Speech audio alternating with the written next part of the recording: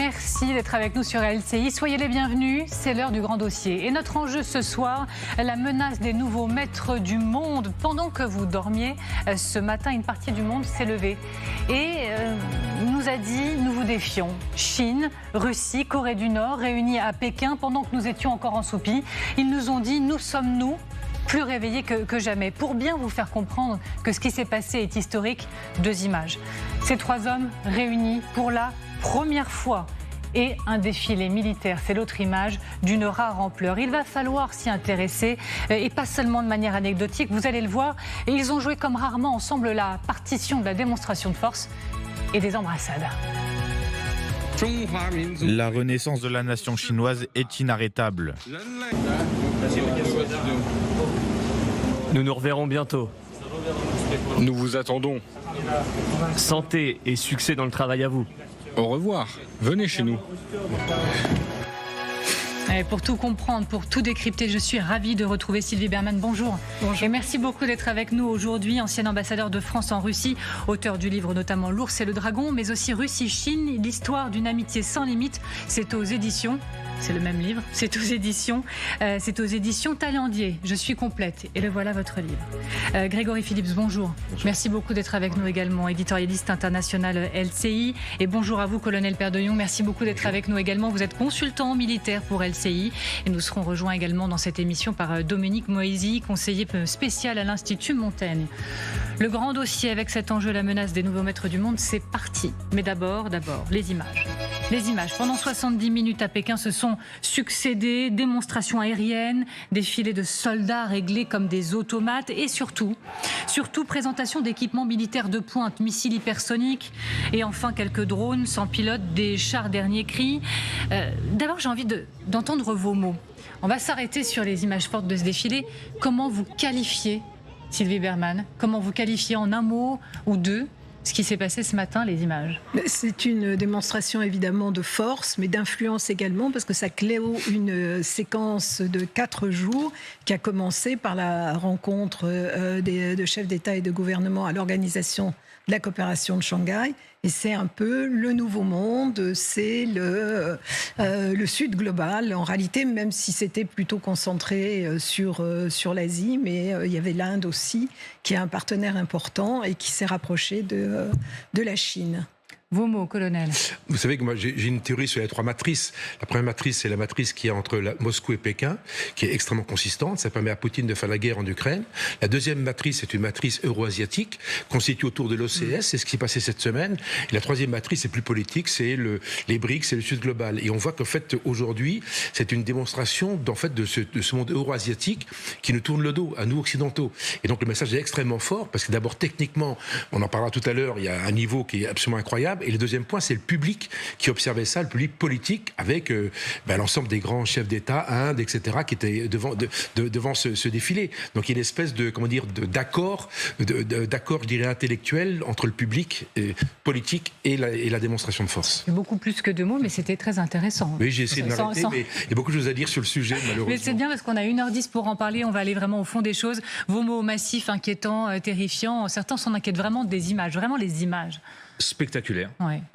Beaucoup plus spectaculaire que le précédent défilé il y a 10 ans pour le 70e anniversaire et le colonel sans doute nous décrira effectivement ces armements qu'on a vus inédits, qu'on n'avait pas vus jusque-là. Et puis l'autre mot, c'est un message qui nous est adressé à nous, occidentaux, très clairement, et aussi de l'autre côté de l'Atlantique, évidemment. Voilà, les bases, elles sont posées, et bien sûr, homme de télé, Grégory Phillips a assuré la transition. Colonel Perdouillon, je vous confirme que nous allons regarder ensemble la démonstration de force en détail chinoise par les armes.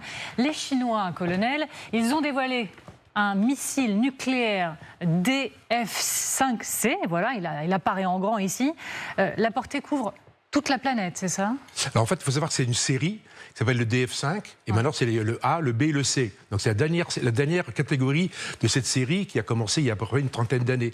Donc c'est un missile qui est incroyable, qui rejoint d'ailleurs le Sarmat, qui est le même missile, la même catégorie russe, qui fait 20 000 km et qui est un monstre en fait, qui fait 130 tonnes, enfin c'est un monstre incroyable, qui est tiré à partir d'un silo, il fait 20 000 km, ce qui veut dire en fait, quel que soit l'endroit où vous le tirez, mais il fait le tour de la planète d'un côté comme de l'autre. On a quelques détails là. Voilà, 32,6 mètres de long, 3,35 mètres de diamètre, portée de plus de 20 000 km, vous l'avez dit. aujourd'hui. Ce qui a retenu votre attention également, ce sont de très gros drones sous-marins. Là, on parle d'une vingtaine de mètres de long également. Entre 20 et 30 mètres, c'est la grande nouveauté. Ce sont quasiment des sous-marins.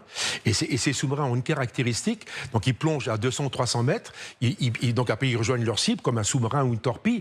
Mais surtout, les Chinois travaillent sur un modèle qui est capable d'être multimilieu, de sortir en fait de la mer, de voler comme un missile. Alors, il change un peu son mode de propulsion. Il vient comme un missile, je dirais, balistique ou non, ou un missile de croisière.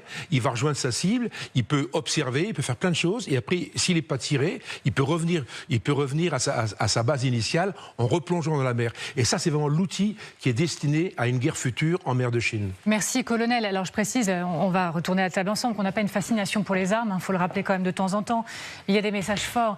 Et Sylvie Bermann, j'avais envie de vous demander, cette parade, elle est aussi calibrée sur mesure pour nous, les Occidentaux. Si je devais résumer de manière un peu triviale, qu'on se réveille au petit déjeuner avec des images spectaculaires de la place Tiananmen et que ça nous frappe l'esprit. Oui, tout à fait, mais c'est plutôt destiné aux Américains parce que la rivalité, c'est vraiment entre Washington et Pékin. Et d'ailleurs, les propos... Je pensais nous, Occidentaux. Oui, nous, Occidentaux. Ouais. Mais en réalité, il y a une différence entre Poutine et Xi Jinping par rapport à l'Europe. Poutine déteste l'Europe, essaie de nous déstabiliser, nous considère comme des vassaux de Washington, alors que Xi Jinping pense que l'Europe peut constituer une forme de partenariat de revers contre les États-Unis. Donc l'hostilité... En tout cas, la démonstration de force vise plutôt Washington. Mais ce qui est intéressant, vous parliez tout à l'heure de cette parade il y a 10 ans, mais la Chine est montée en puissance de manière exceptionnelle pendant ces 10 ans. Moi, à l'époque où j'étais en poste à Pékin, ils étaient en train de déployer leur premier porte-avions qui n'avait même pas de catapulte, qui était une coque achetée à l'Ukraine. Et entre-temps, ils ont développé une marine. Bon, on dit que c'est tous les 3 ans l'équivalent de la marine française, qu'ils ont plus de bâtiments que les États-Unis.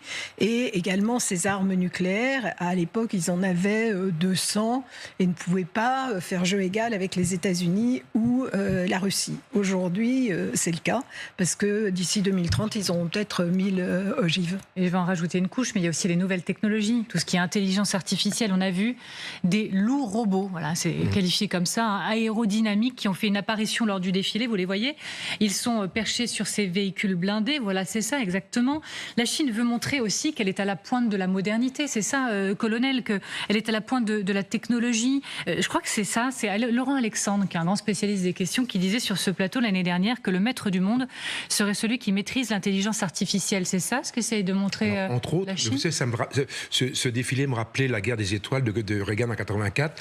Reagan, les Américains avaient entraîné les Russes dans une espèce de course aux armements extrêmement chère. Et on voit que les Chinois, peut-être, procèdent à la même chose. En fait, ce défilé, c'est une espèce de showroom de tout ce qui se fait de mieux dans le monde. Enfin, et même, c'est extrêmement surprenant. Je pense qu'il y a des armements. Encore une fois, les missiles intercontinentaux, ça existe depuis longtemps. Les Russes en ont, etc. Mais toute l'histoire, l'intégration de l'intelligence artificielle, l'histoire des drones multimilieux, etc., toute cette nouvelle technologie qui arrive, c'est révolutionnaire. Et aujourd'hui, les Américains ne sont pas dotés de ces armements-là. Ils sont sur un système conventionnel ou nucléaire. Mais encore une fois, ils n'ont pas du tout ce niveau-là. Je ne parle même pas des Européens, bien évidemment. C'est que le début de l'histoire. Et qu'est-ce qui se passe ? Et là, je rejoins totalement Sylvie Bermann. Très concrètement, il y a un effet cliquet, il y a une espèce d'avancée nette et précise. Depuis ce matin, on sait que l'armée chinoise, c'est pas l'armée bidouillée de l'APL, l'armée populaire de libération d'il y a 10 ou 15 ans. D'ailleurs, en quelques semaines, c'est le 3e défilé auquel on assiste. On a eu celui du 9 mai sur la place Rouge, on a eu celui de Trump, souvenez-vous, avant l'été. Celui-là est évidemment beaucoup plus spectaculaire pour prendre... C'est intéressant, en fait, il faudrait même qu'on fasse un triptyque, parce qu'il y a vraiment une guerre du défilé, une guerre militaire, un retour en puissance du militaire dans le déploiement de la force de l'image, de la communication. On continue d'en parler ensemble. On reprend la direction de Pékin pour en parler. Louise Malnois, on vous pose cette question. On comprend qu'il y a plus qu'un message, un avertissement de la Chine de Poutine qui a été envoyé. C'est ça qui s'écrit. Une parade militaire inédite pour montrer les muscles. Ce matin, Pékin a dévoilé de nouveaux équipements d'armement, des drones de combat de dernière génération, des robots qui ont défilé aux côtés des chars et des missiles hypersoniques. Un défilé impressionnant, le plus impressionnant de son histoire, à en croire plusieurs hauts responsables chinois.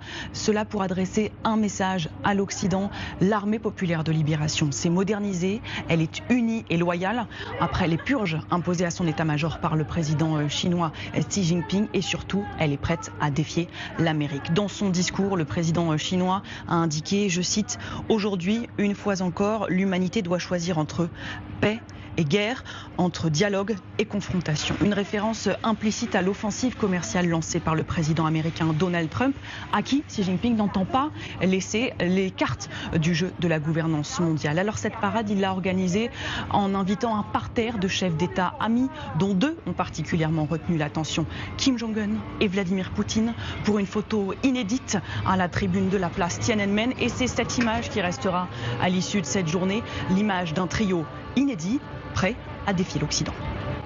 Merci Louise Malnois avec Xavier Baumel. Alors on va revenir sur cette image pour l'histoire entre les 3 hommes bien évidemment, mais est-ce que de l'autre côté de la Terre, il y a un autre monde surpuissant économiquement, militairement, et finalement qu'on sous-estime encore aujourd'hui? Est-ce que vous nous dites, Sylvie Bermann, ouvrons les yeux? Nous ne le faisons pas suffisamment, ouvrons les yeux. Oui, tout à fait, parce qu'on a tendance à regarder notre nombril. C'est-à-dire auparavant, il y avait des réunions du G7 qu'on mettait en scène, pensant que le G7 était le directoire du monde. On voit que ce n'est plus le cas, d'autant plus que Donald Trump a snobé les autres membres du G7 à Kananaskis en partant dès la fin du premier jour. Donc effectivement, vous avez, et on a vu toutes ces réunions avec l'Organisation de la coopération de Shanghai. Quelques mois plus tôt, on a vu la réunion des BRICS à Kazan. Et vous avez effectivement Xi Jinping qui est pratiquement, avec Donald Trump, l'homme le plus puissant de la planète, même s'il y a des difficultés économiques dans le pays et que les choses ne sont pas si faciles, et qui sont suivis, encore une fois, par le Sud global et les grandes puissances émergentes. Pourquoi?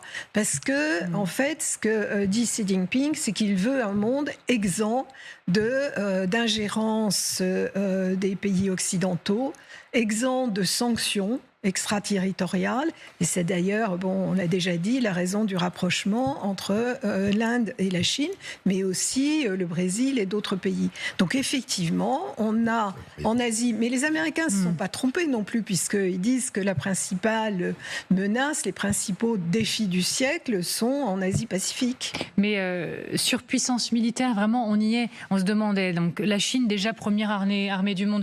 On va écouter d'ailleurs ce que dit Xi Jinping. La Chine serait inarrêtable. La renaissance de la nation chinoise est inarrêtable.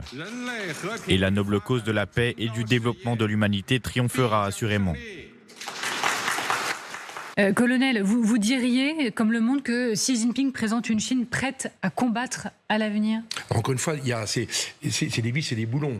Encore une fois, la guerre, c'est des soldats, c'est une politique, et ça, c'est un peu plus compliqué. Ceci étant dit, l'outil existe, puisqu'il a été montré là.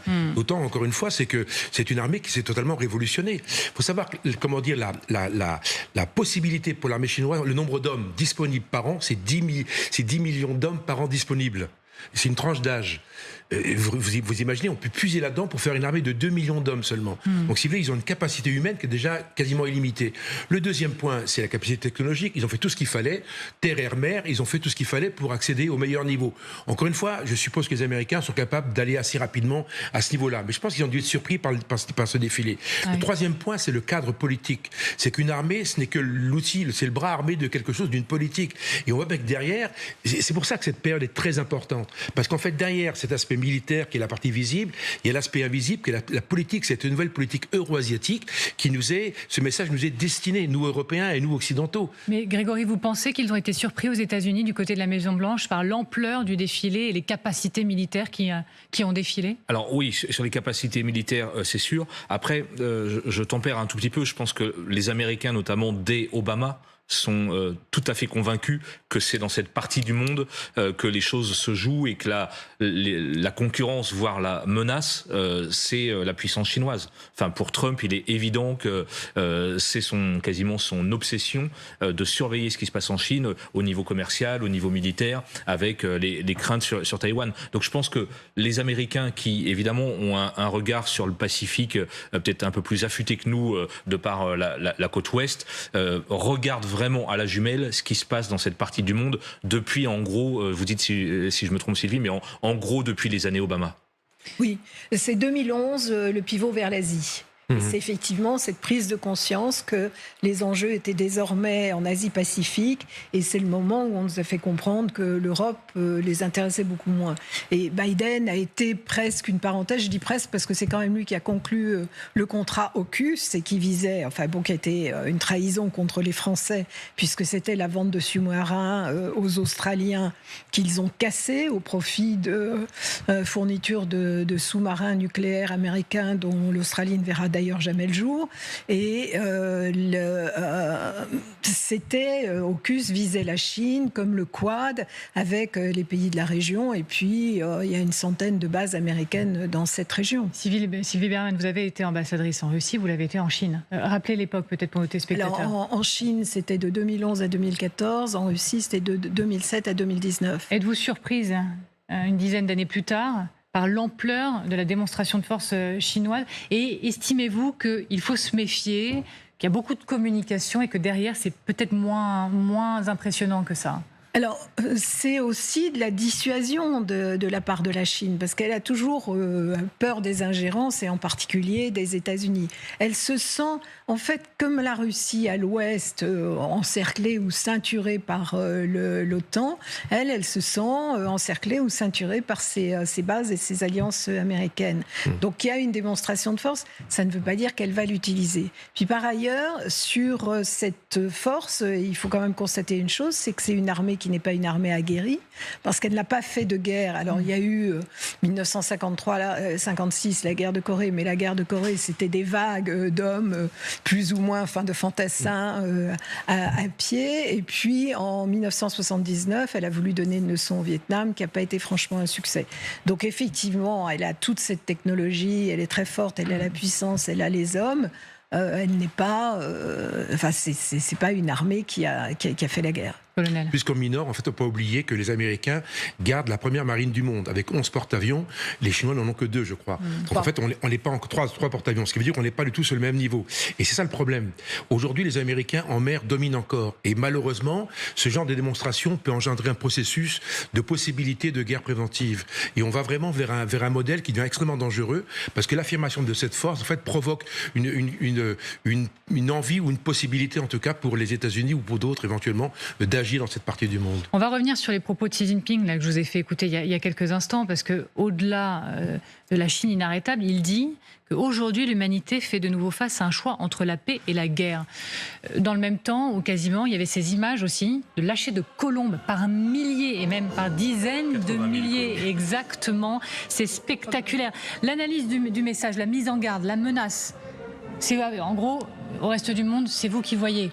Ça peut être la guerre, ça peut être la paix, mais ça peut être la guerre aussi. Mais on vous envoie des colombes. La paix, c'est nous, et vous aurez la responsabilité de la guerre ? Oui, avec quand même une volonté impérialiste. Enfin, j'évoquais tout à l'heure Taïwan. Quand Xi Jinping voit que Poutine parvient à lancer une offensive sur un pays voisin et malgré des sanctions n'est pas arrêté à ce stade, quand il entend Trump avoir des velléités sur des territoires tels que le Groenland, il a beau jeu de dire moi mon objectif c'est Taïwan. Donc je pense qu'on se demandait à qui s'adresse le message. Il s'adresse aussi évidemment aux Taïwanais, même si on l'a démontré à plusieurs reprises sur ce plateau, une opération militaire sur Taïwan nécessiterait effectivement des moyens absolument colossaux en termes de marine, et c'est pas ce qu'on a vu aujourd'hui sur la place Tiananmen. On va accueillir sur ce plateau Dominique Moisy. Je vous en prie, faites votre entrée. Venez nous rejoindre, Dominique Moisy. Vous êtes conseiller spécial à l'Institut Montaigne. Merci de nous avoir rejoints sur ce plateau. Le grand dossier va se poursuivre avec vous dans quelques instants. La menace des nouveaux maîtres du monde. Ça va, vous allez bien ? Prenez donc place. Dans un instant, on en reparle de ces enjeux, de cette image pour l'histoire de ces 3 hommes réunis pour la première fois, ces nouveaux maîtres du monde selon certains, la menace qu'ils ont brandi pendant que pour certains vous étiez endormis ce matin. Il s'est passé des choses importantes, une tectonique des plaques qu'on continue d'analyser ensemble. À tout de suite. Je vous le disais, nous sommes toujours dans le grand dossier. Ce soir, la menace des nouveaux maîtres du monde. Et à nos côtés, Dominique Moisy. Bonsoir donc. Merci d'être là, conseiller spécial à l'Institut Montaigne. Et toujours sur ce plateau, Sylvie Bermann, que je resalue, ancien ambassadeur de France en Russie et en Chine. Je le rappelle, et je rappelle votre livre, L'ours et le dragon, Russie-Chine, histoire d'une amitié sans limite, aux éditions Taillandier. Nous sommes à fond dans le sujet avec vous, colonel Père de Jong toujours, et Grégory Phillips également.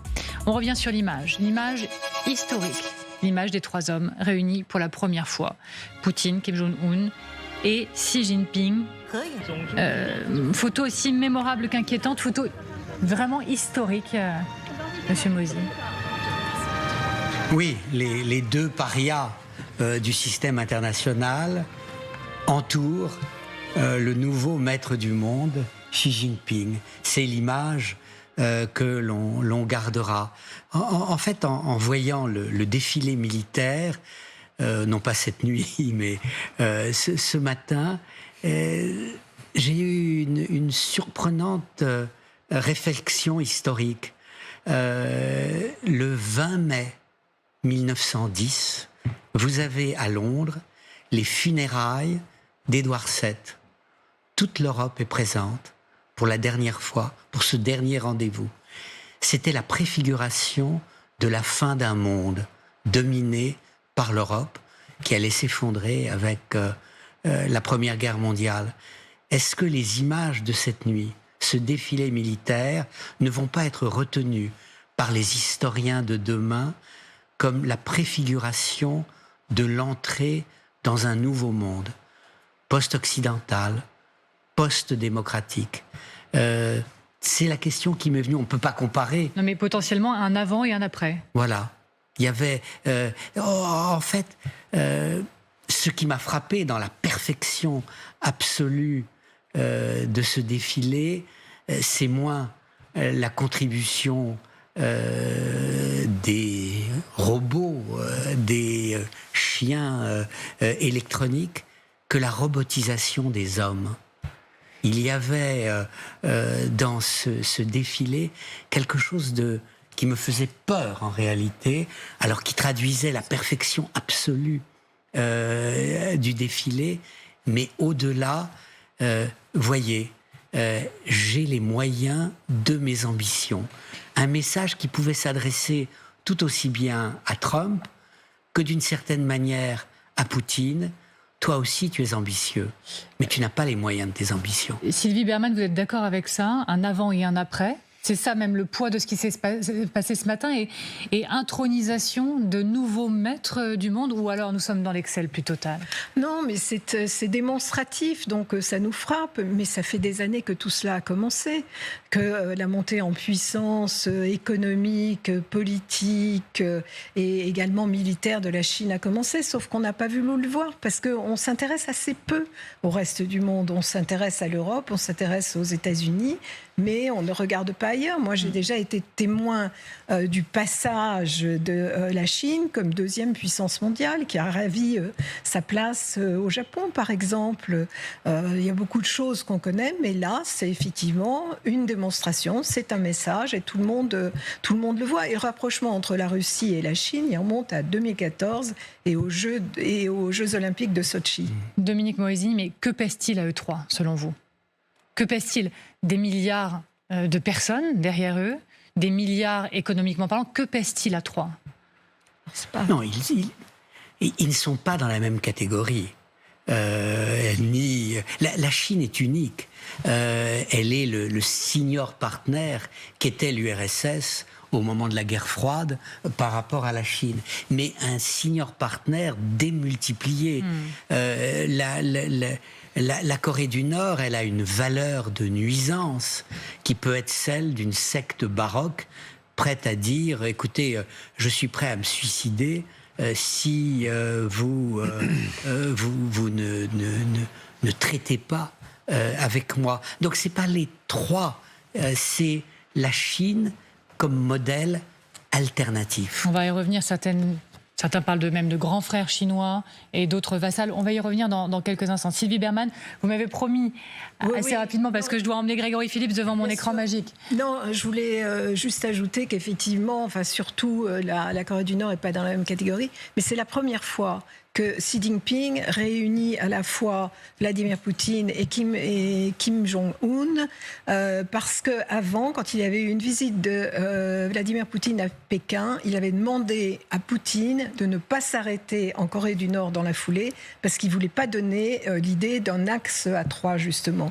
Or là, il l'assume totalement. Alors, il n'y a pas que la photo.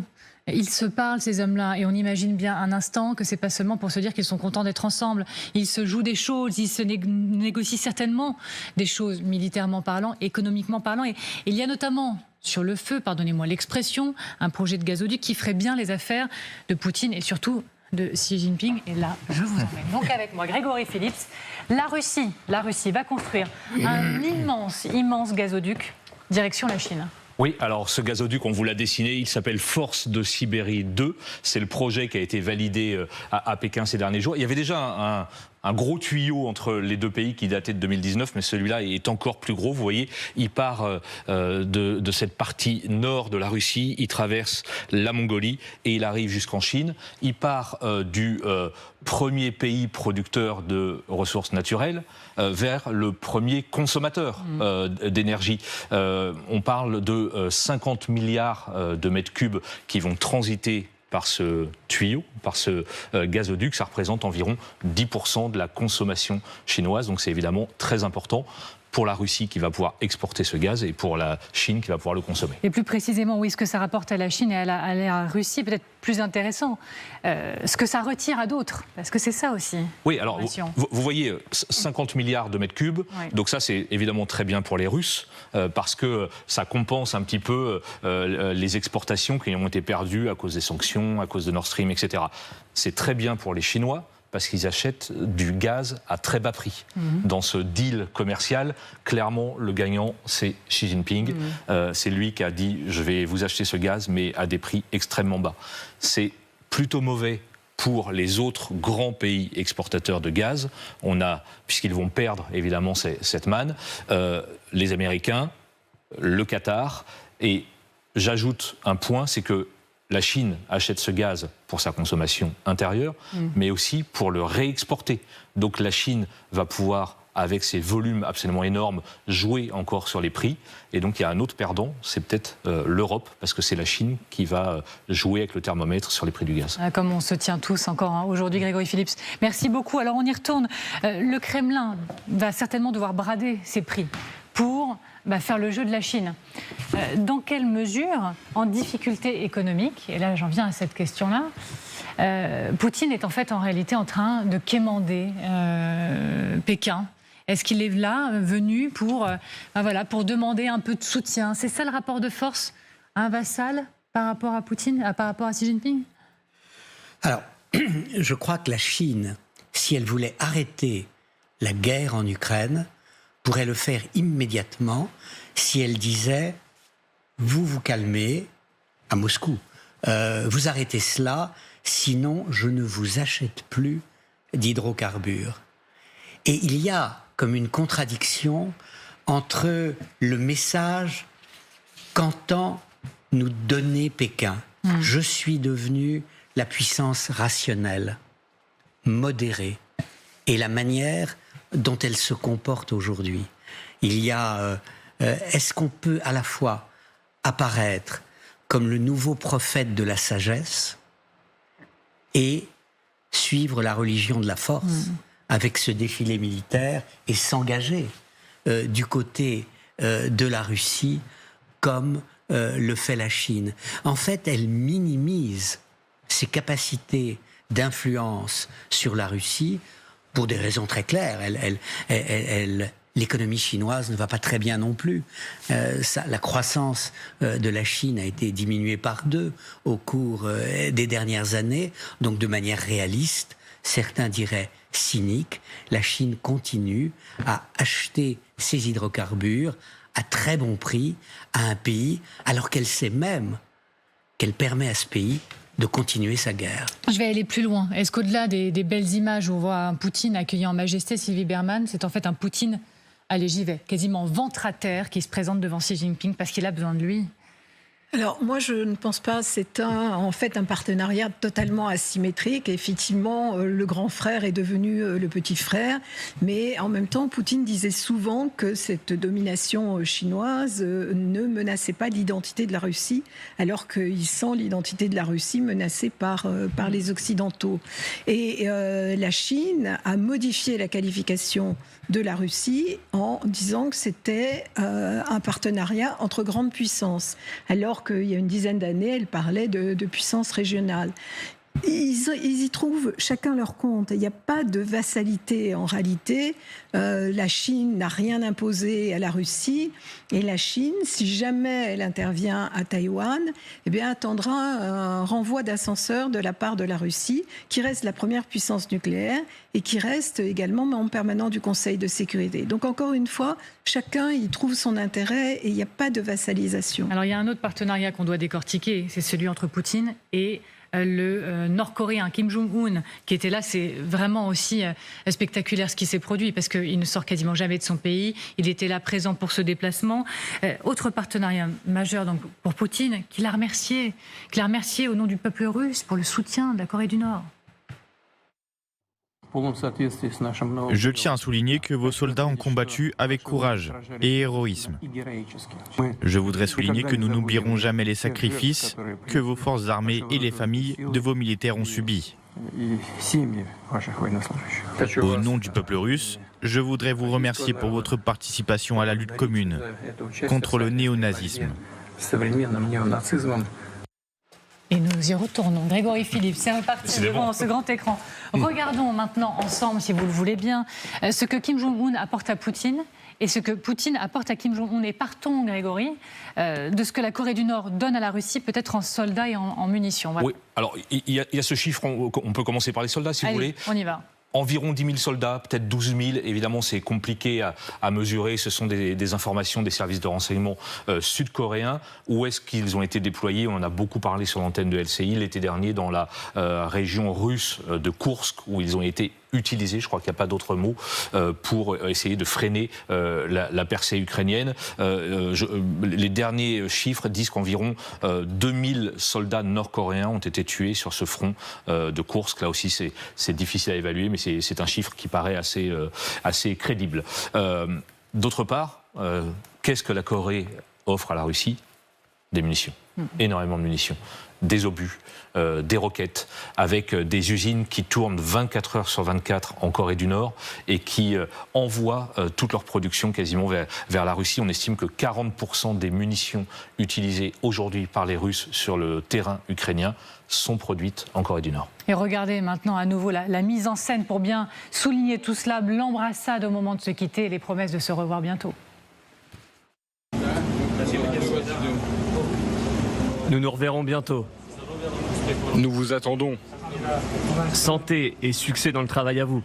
Au revoir. Venez chez nous.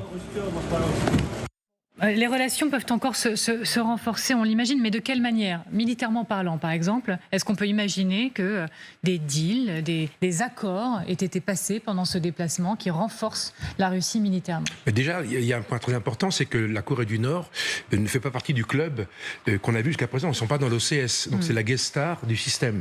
Ce qui veut dire qu'il y a non seulement un effort qui est fait par les Russes, parce qu'ils sont contents de le voir, etc., mais c'est les Chinois qui ont invité les Nord-Coréens. Donc on voit qu'il y a une espèce de triumvirat qui s'est créé entre la Chine, la Corée du Nord et la Russie, et c'est pas rien. Premier point. Le deuxième point, c'est que tout le monde gagne quelque chose là-dedans. En fait, les Nord-Coréens ont gagné le retour sur la scène internationale, ils retrouvent un nom, ils sont reconnus par la Chine, ils sont reconnus par toute cette partie de l'Asie, qui aujourd'hui dit voilà, c'est un partenaire comme les autres, donc il revient dans le club, il revient dans le jeu d'une façon ou d'une autre. Dans le monde asiatique, c'est très important, parce que la notion de face est très importante, la notion d'image qu'on donne est très importante, et pour le président nord-coréen, c'est fondamental, Parce qu'en fait, il retrouve une espèce de positionnement qui avait totalement disparu. Poutine, il est ravi. Pourquoi ? Il a une base arrière. Il a une usine qui va lui fabriquer des munitions autant qu'il veut. C'est pas des munitions très sophistiquées, puisqu'on parle de missiles. On va parler c'est des technologies relativement rudimentaires, mais il a besoin de ça parce qu'il faut des centaines de milliers d'obus. Il va lui fabriquer. Et puis, il y a une réserve d'hommes. C'est pas les Chinois qui vont y aller, c'est les Coréens qui vont y aller. Demain, au lieu c'est 10 000, demain c'est 30 000. Rappelons-nous un point très important, c'est que pendant la guerre à Koursk, rappelez-vous l'année dernière, vous en parliez il y a quelques secondes, à Koursk, on sait qu'il y a des Chinois qui ont été en observateur pour essayer de comprendre les guerres d'aujourd'hui quelque part. Parce que comme vous le disiez fort justement, les Chinois n'ont pas d'expérience opérationnelle, alors que là, les Nord-Coréens ont acquis une expérience opérationnelle. Et c'est vrai, le fait d'être aguerri est fondamental. Et ça, c'est aussi un des points forts, un des points qu'a récupéré le Nord-Coréen dans cette opération. Dominique Moïsi, pendant des années, quand on parlait du Nord-Coréen, on minimisait. Et même ça nous faisait sourire. Bon, il est un peu fou. Et puis il a des armes soviétiques un peu vieillottes qui servent à rien. Bon, c'est à peu près ce qu'on disait. Mais à quel point là, cela vous inquiète, cela doit nous inquiéter de voir ce partenariat se renforcer à ce point-là? D'un côté, vous avez un régime totalitaire pour qui la vie n'a aucune importance et qui envoie ses soldats comme de la chair à canon. En fait, ces vies nord-coréennes épargnent des vies russes et tuent des vies ukrainiennes. Et le contraste qui peut exister entre le comportement des Européens et des Occidentaux en général et celui de la Corée du Nord est fondamental. On va négocier des mois pour savoir s'il pourra y avoir des troupes européennes positionnées, non pas dans des positions de combat, mais purement dissuasives, sur le territoire ukrainien. Kim Jong-un, il ne réfléchit pas, il voit tout l'intérêt à fournir cette chair à canon à Moscou. Et que lui donne Moscou en échange ? Alors, il y a plusieurs choses. Certainement de l'argent, des ressources économiques, alimentaires peut-être, et une forme de légitimité. L'amitié d'un grand homme est un bienfait des dieux, disait-on dans la tragédie antique. C'était une formule que Napoléon avait retenue pour recevoir Alexandre Ier à Tilsit en 1807. Eh bien, Kim Jong-un existe à nouveau sur la scène internationale. Je crois que vous l'avez dit fort justement, la Chine le tient moins à distance, un peu moins en laisse, et la Russie le remercie fort généreusement. Sylvie Bermann. Oui, en fait, la Corée du Nord a tout à gagner. D'abord, je pense qu'il y a eu aussi une aide au programme balistique et nucléaire de Corée du Nord par la Russie. Et ça élargit ses marges de manœuvre. Parce qu'avant, elle avait un mentor qui était la Chine, qui essayait à la fois de la protéger sur la scène internationale et en même temps de la contrôler quand il y avait des tentatives aventuristes. Vladimir Poutine n'était pas allé en Corée du Nord depuis 2020, depuis son arrivée au pouvoir. Et là, alors la différence avec les autres, c'est que c'est une véritable alliance, avec un article concernant la défense mutuelle entre la Russie et la Corée du Nord. Ouvrons maintenant un autre chapitre de cette émission avec cette question assez directe. Dans quelle mesure toute cette séquence est un bras d'honneur adressé à Donald Trump ? Bonjour à vous, Nicole Bacharan. Je vous en prie, vous pouvez venir vous installer, historienne et politologue. Vous êtes spécialiste des États-Unis. Les secrets de la Maison-Blanche, c'est votre dernier livre. Nicole Bacharan, pendant que vous vous installez, on va écouter les tout derniers mots de Poutine depuis ce sommet sur la question de la venue de Zelensky. Oui, il peut venir, mais à mes conditions. Bon, je pense qu'on l'a déjà entendu, mais c'est dit depuis ce sommet, et ça en dit long. Regardez. Oui, c'est possible. Je n'y ai jamais renoncé. Mais seulement si cette réunion est bien préparée et aboutie à des résultats positifs. Donald Trump m'a demandé de tenir une telle rencontre si possible. J'ai dit oui, c'est possible. Après tout, s'il est prêt, il peut venir à Moscou. Nous verrons comment la situation évolue. Dans le cas contraire, nous devrons résoudre toutes nos tâches par des moyens militaires. Alors, on pourrait se dire, il cherche à amadouer Trump, mais on peut se dire aussi, fait de cette manière, c'est quand même le pousser aussi à bout Donald Trump. Est-ce que vous iriez juste à dire, peut-être pas reprendre cette expression, et que c'est un bras d'honneur fait à Trump toute cette séquence? Mais complètement. Vous avez commenté tous ensemble ces images qui sont hallucinantes et terrifiante, puisque c'est quand même le rendez-vous des malfrats et des autocrates. Et vous parliez, Dominique, du respect de la vie humaine. Ils ont ça en commun, le mépris total de la vie humaine. Et Donald Trump accumule les échecs. Cette réunion, c'est vraiment un défi.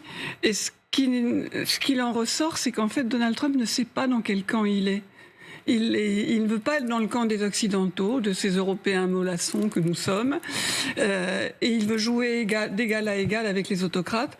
Sauf que les autocrates, c'est un tout autre jeu. Des pays sans élection ou d'élections qui n'existent pas. Une vision militariste de la puissance. Et en fait, qui a remis en selle Vladimir Poutine sur la scène internationale?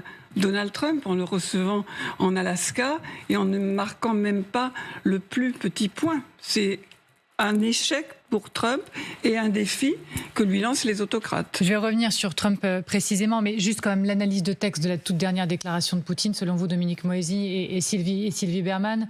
Comment comprendre vraiment le message qu'il envoie en disant « il peut venir, mais à Moscou, à mes conditions ». Je pense que j'ai à peu près résumé. Mais... Oui, c'est ça, c'est la tanière de l'ours. Donc jamais Zelensky ne s'y rendra, bien évidemment, et il le sait très bien. Et Trump ne l'avait pas compris tout de suite parce qu'il avait relayé cette information auprès des Européens à Washington. Non, clairement, il ne veut pas d'un tête-à-tête parce qu'il ne reconnaît pas la légitimité de Volodymyr Zelensky. Si un jour on approche d'un accord, il pourra le rencontrer, mais avec Trump au milieu, de manière très claire, comme ça avait été fait avec Emmanuel Macron en décembre 2019. Dominique Moïse. Si on prend un peu plus de recul, on dirait que le joker de la Chine et de la Russie, c'est Donald Trump. C'est Donald Trump qui permet à Moscou de marquer des points en Ukraine. C'est Donald Trump qui, en se retirant quelque part du jeu diplomatique sérieux, permet à la Chine d'apparaître comme la puissance adulte, la grande puissance adulte dans le monde. En fait, le « Make China Great Again » devrait être le véritable slogan de Donald Trump. C'est pas « Make America Great Again ». Selon vous, comment Trump, et je vous poserai la question aussi à Nicole, mais je me tourne aussi vers Grégory qui a été correspondant aux États-Unis pendant des années, comment Trump regarde ça depuis la Maison-Blanche? Je veux dire, cette toute dernière déclaration, depuis ce sommet, après des jours d'embrassade, bras dessus, bras dessous avec ces leaders du monde, venir dire « oui, non mais moi je suis partant à mes conditions ». Oui, et à Moscou. Et à Moscou. Et est-ce que cette proposition avait été faite à Trump en Alaska? Sans doute. Cette proposition est évidemment nulle et non avenue. Juste, je note une ironie de l'histoire, puisqu'on dit que Kim Jong-un là est mis sur le devant de la scène internationale avec son, pardonnez-moi l'expression anglaise, son partner in crime, qui est Poutine. Celui qui a remis Kim Jong-un sur le devant de la scène internationale, le premier, c'était Trump en 2018, lors d'un sommet absolument sidérant, surréaliste à Singapour, qui n'avait débouché sur absolument aucune avancée diplomatique, et le Nord-Coréen avait continué ses essais de missiles balistiques, etc. Donc vous avez quand même un jeu de Trump qui est très étonnant à l'égard de ce régime autoritaire nord-coréen. D'abord, ça a été je menace à la tribune des Nations Unies de détruire, d'éradiquer la Corée du Nord parce que j'ai un plus gros bouton que lui. Ensuite, ça a été des lettres d'amour et des signes d'affection qui étaient de la diplomatie spectacle, mais qui n'ont débouché sur rien. Et là, aujourd'hui, il voit le même Kim Jong-un, son ancien meilleur ennemi et son ancien meilleur ami, être aux côtés de Poutine et de Xi Jinping. Mais il doit regretter de ne pas y être, là. On va le voir dans quelques instants. Il a fini par bouillir, voire limite exploser à la Maison-Blanche en voyant les images. Il a visiblement réduit son temps de sommeil pour observer tout ça. Il doit regretter de ne pas y être. Je ne sais pas s'il regrette de ne pas y être, parce que c'est quelqu'un qui déteste tout ce qui est multilatéral, qui veut être au centre du jeu, qui conçoit la diplomatie comme un show télé où effectivement il organise un sommet complètement bâclé en Alaska parce qu'il n'y avait pas de travail derrière. Mais en tout cas, aujourd'hui, il est totalement marginalisé. Son grand projet, c'était entre autres choses de séparer la Russie de la Chine. Raté. Or, c'est raté. De séparer l'Inde de la Chine. l'Inde, c'était son point d'appui pour éviter ou diminuer la puissance régionale chinoise. Or, il précipite l'Inde dans les bras de la Chine, même si ils ne vont pas être les meilleurs amis du monde. Donc aujourd'hui, les États-Unis sont complètement marginalisés. Et je voudrais juste rajouter une chose sur cette proposition de rencontre à Moscou.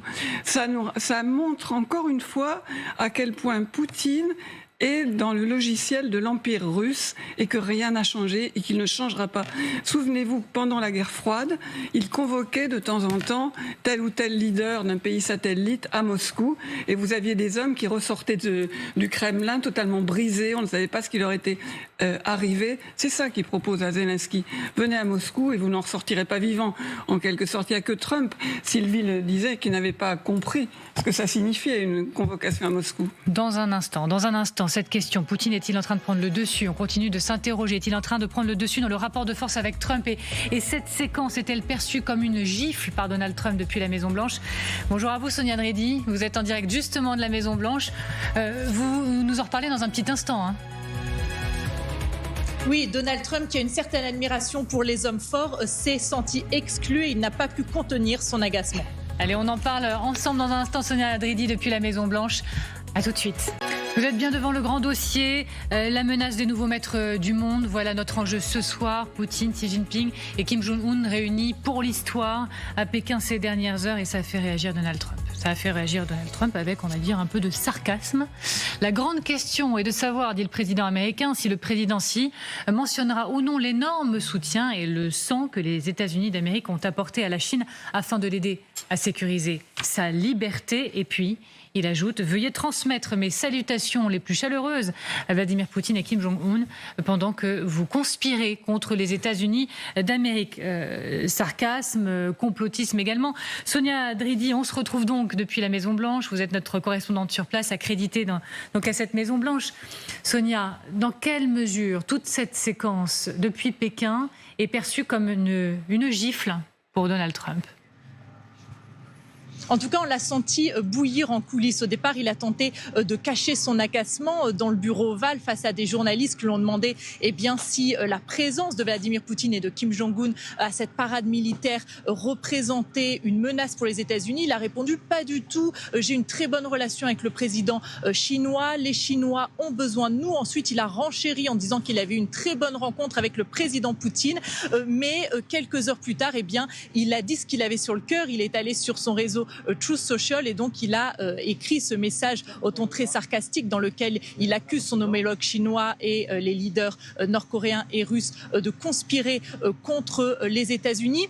Donald Trump qui, dans une interview radio, a également dit que ce serait la pire idée pour ces trois pays de s'allier contre les États-Unis. Et dans cette même interview, il a également dit qu'il était très déçu de Vladimir Poutine puisque le sommet en Alaska n'a débouché sur absolument rien. Et en ce moment même, il rencontre le président polonais dans le bureau ovale que vous pouvez voir derrière moi. Et donc, on s'attend d'ici peu probablement une réaction à la proposition de Vladimir Poutine de rencontrer le président Zelensky en Russie. Merci infiniment, Sonia Dridi, depuis les États-Unis, correspondante LCI, depuis la Maison-Blanche. Et donc, Nicole Bacharan, on se retrouve, toujours avec Dominique Moisy également, toujours avec Sylvie Berman, Grégory Phillips et le colonel Pierre de Jong.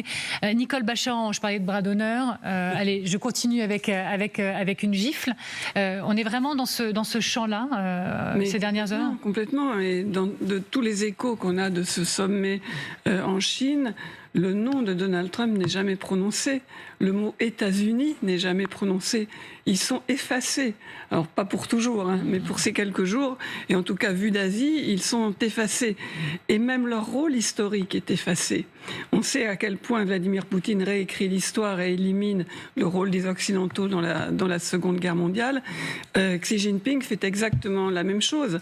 Il parle du rôle de la Chine dans la libération de la fin de la Seconde Guerre mondiale, la victoire contre les Japonais, sans citer le fait que quand même les Occidentaux ont bien aidé, c'est vrai, mais les Américains particulièrement, et qu'en fait cette victoire, elle a surtout été celle des nationalistes de Chiang Kai-shek qui se sont repliés à Taïwan. Donc tout est réécrit dans le passé et dans le présent brièvement en tout cas, les États-Unis n'existent plus. Alors Poutine, il a répondu à Donald Trump de manière indirecte par la voix de son conseiller diplomatique. On va l'écouter. J'espère qu'il était ironique, qu'il transmettait ses salutations au président chinois Xi et demandait de transmettre par son intermédiaire ses salutations les plus chaleureuses au président russe et au président nord-coréen. Je tiens à dire que personne n'a conspiré, personne n'a comploté, il n'y a pas eu de complot. Aucun de ces trois hommes n'a même eu une telle idée. Alors, je ne vais pas utiliser l'expression fin de la lune de miel, je pense qu'on a compris depuis un moment que c'était un peu plus compliqué que ça. Mais vous parliez d'avant et d'après, potentiellement avec ce sommet à Pékin. Est-ce que vous parlez aussi, Dominique Moïsi, d'un avant et d'un après dans les relations Trump-Poutine avec ce sommet ? Il y a un point qu'on n'a pas du tout abordé, c'est les priorités de Donald Trump. Est-ce qu'elles sont internationales ou est-ce qu'elles sont internes ? Est-ce qu'en se rapprochant de Poutine, en gardant une relation bonne avec Xi Jinping, il n'est pas en train de leur demander des tuyaux ? Comment ça marche un régime autoritaire ? Moi, j'aimerais bien sortir l'Amérique de la démocratie, parce que vraiment, ça ne marche pas. C'est la confusion, le chaos. Est-ce que vous pouvez m'aider ? Alors, il y a bien entendu dans mes propos de la provocation et de l'ironie, mais il n'y a pas que cela.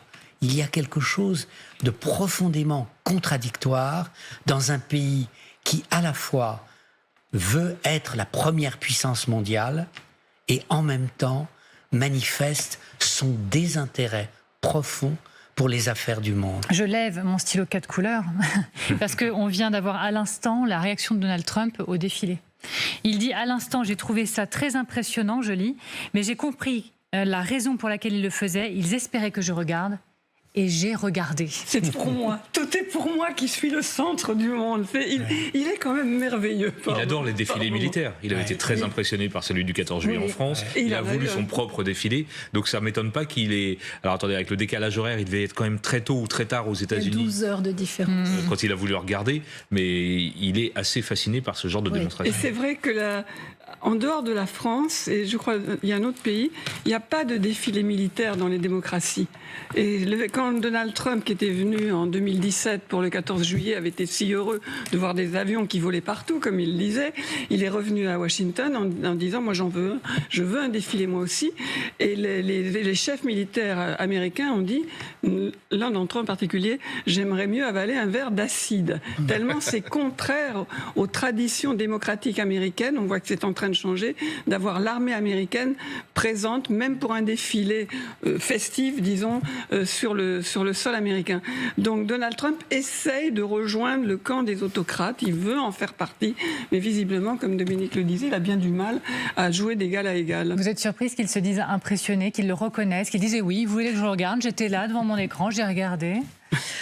Non, parce que Trump, finalement, alors il y a ce narcissisme effectivement, mais en même temps, bon, il dit tout ce qui lui passe par la tête sans aucun filtre, et il essaiera peut-être une autre année de faire un défilé mieux organisé que cela était, plus impressionnant, effectivement. Non, mais il est fasciné par ces deux hommes, ces deux mâles alpha et ces deux autocrates. C'est une évidence. Il y a de la fascination, Dominique Moïsi ? Il y a aussi, je répète, de la curiosité. Comment ça marche, un régime autoritaire ? Est-ce que je peux vraiment m'en inspirer tout de suite ? Ceci étant dit, c'est un défilé qui était incroyable. Que les réalités, c'est que c'est unique au monde. Vous avez vu la mécanique générale des hommes. Je crois que c'est des centaines d'heures d'entraînement. Qu'on n'atteint pas un tel niveau de perfection dans le défilé. Moi, je n'ai jamais vu. Donc, il y a une espèce de côté, ce que vous souligniez il y a 5 minutes, c'est vrai que c'est totalement impressionnant. Ce côté robotisé des soldats chinois et indéniablement, au-delà des matériels et des innovations que l'armée chinoise met en place, il y a cette espèce d'armée mécanique, d'autant que la place Tiananmen le permet. Une dernière déclaration, on a très peu de temps, mais il déclare aussi à l'instant qu'il va déployer plus de militaires en Pologne. Il recevait le président polonais. Importante cette déclaration. Oui, importante. Alors attention, c'est pas le Premier ministre, hein, c'est bien le président polonais. Pas exactement la même vision des choses. Ils n'ont pas tout à fait la même vision de la diplomatie. Non, là, on entre dans les prochaines heures dans une séquence à nouveau très intéressante parce que donc Trump reçoit le président polonais en ce moment. Zelensky arrive à Paris, là il est en train d'arriver, il sera à l'Elysée dans 1 heure. Prise de parole, je crois, du président ukrainien et du président français. On suivra en direct sur LCI. Avant un dîner de travail. Et puis demain, ce sommet de la coalition des volontaires à Paris, c'est la suite du sommet du 18 août à Washington. On est dans une séquence vraiment où les choses bougent, les choses vont très vite et c'est assez captivant. Je sais votre frustration, c'est la mienne également. On pourrait continuer pendant des heures, mais je dois vous remercier d'avoir participé au grand dossier, vous de l'avoir regardé.